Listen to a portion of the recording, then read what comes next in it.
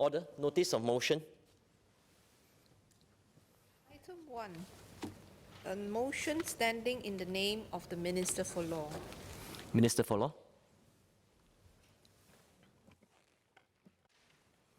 Mr. Deputy Speaker, sir, I beg to move the motion standing in my name on the order paper for today for Parliament to appoint a select committee to examine and report on deliberate online falsehoods.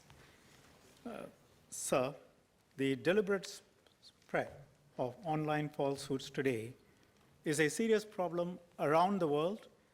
You'll see the details in the green paper that has been filed, and it sort of gives a framework for the government's reasons for bringing this motion. Countries across the world have been the subject of organized, deliberate disinformation campaigns conducted both by state actors, many state actors, targeted at destabilizing other countries, and also non-state actors. And they spread the falsehoods deliberately to both interfere with the democratic processes within countries and to also destabilize and undermine institutions within a specific country. Most members, if not all, would have come across these examples reported almost on a daily basis in the media.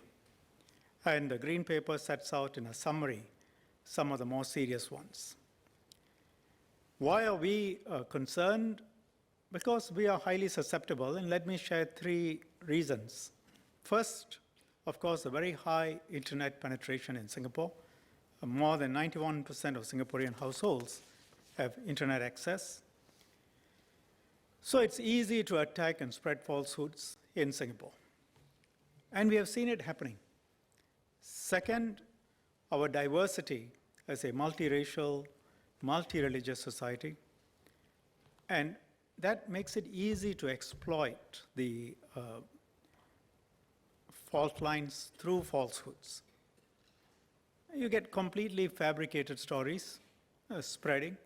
For example, June of last year, that cat and dog meat were mixed into a marinade of satay in Geylang Bazaar. And that's a relatively minor example, though it can make a lot of people very angry. But you have more serious examples from other countries. You see some of them in the green paper. And people can and have targeted specific sections of populations. They can target specific sections of our population using falsehoods based on race, religion. Third, our international position, both in this region and internationally, makes us an attractive target. We are a key strategic node, a key player in ASEAN. We are a trade hub, commercial hub, financial hub for this entire region.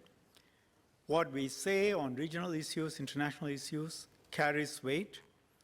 So if we can be influenced and swayed, then foreign interests can be advanced through us. We have been the subject of foreign interference in the past. The green paper again sets those out. And those are the obvious known examples. For example, a Malaysian politician financing a newspaper in Singapore which campaigns against national service. I mean, you can't get a more obvious example. But of course, technology has added a completely new dimension. And Minister Yaakob will touch on the points relating to technology and how it has created a very completely changed the landscape. What can this do? Why spreading of falsehoods can drown out the facts, can cause people to be disillusioned, can be manipulated to create rifts and damage social cohesion. So the people who shout loudest and shout falsehoods are those who will get hurt. Falsehoods because they tend to be focused on playing to people's feelings and getting them to be angry by putting forward points which are completely fabricated. A senior official, very senior official in Sweden, is reported by BBC to have said, and this was reported last week, that disinformation as a tool, as a campaign, in the context of Sweden, has had effect. It affects Sweden's fundamental values, freedom of speech, democracy, and individual rights. We are no different from these other societies which have been targeted and affected, and no reason to believe that we are immune. Ultimately, if left unchecked, such deliberate spread of online falsehoods can undermine trust in the country, in its institutions, in democracy, and affect social cohesion. So, Mr. Deputy Speaker, sir, I'm asking Parliament to appoint a select committee to examine and report on the causes, consequences of deliberate online falsehoods and the countermeasures that will be required to prevent and combat them in Singapore. Government has been studying this problem for a while. A select committee can study the issue in depth with a smaller group of MPs and then present a report to Parliament. It will be open to the select committee to decide whether to hold public hearings, whether to hear from witnesses. I think it would be useful to do so.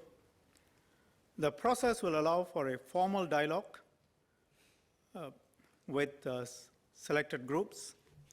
The composition of the select committee, we suggest, the default position is for 10 members, 9 government MPs and 1 member of parliament from the opposition bench. But we propose replacing one of the government MPs with a nominated member of parliament to have more diversity. So we will have 8 government MPs, 1 opposition MP, and 1 NMP. The terms of reference have been broadly framed intentionally, so the select committee will have to consider relevant views, options. So I ask that the select committee be appointed to examine this problem thoroughly, consult as widely as possible, and come up with countermeasures on how we can protect Singapore against this threat. I beg to move.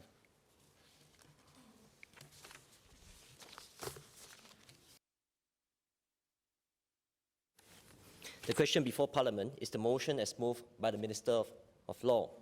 For clarity, let me repeat the motion before the House. First, that Parliament appoints a select committee to examine and report on A, the phenomenon of using digital technology to deliberately spread falsehoods online. B, the motivations and reasons for the spreading of such falsehoods and the type of individuals and entities, both local and foreign, which engage in such activity. C, the consequences that the spread of online falsehoods can have on Singapore society, including to our institutions and democratic processes. And D, how Singapore can prevent and combat online falsehoods, including, firstly, the principles that should guide Singapore's response, and secondly, any specific measures, including legislation, that should be taken. Secondly, that the Select Committee shall comprise A, Deputy Speaker Charles Chong as Chairman, and B, 7 members from the government benches, 1 member from opposition bench, and 1 nominated member to be nominated by the Committee of Selection.